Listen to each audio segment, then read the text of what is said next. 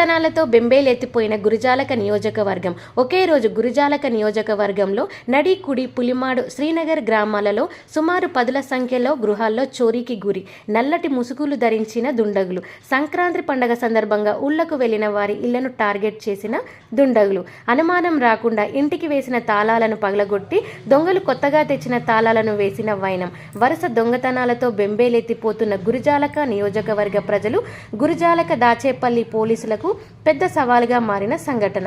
పోలీసుల నిఘా వైఫల్య లోపంతో దొంగతనాలు జరుగునట్లు స్థానికులు చెప్తున్న పరిస్థితి.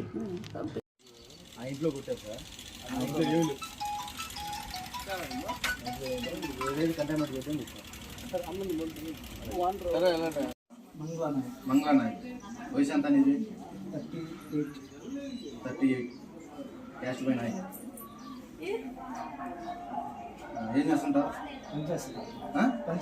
చదువుకున్నావు గవర్నమెంట్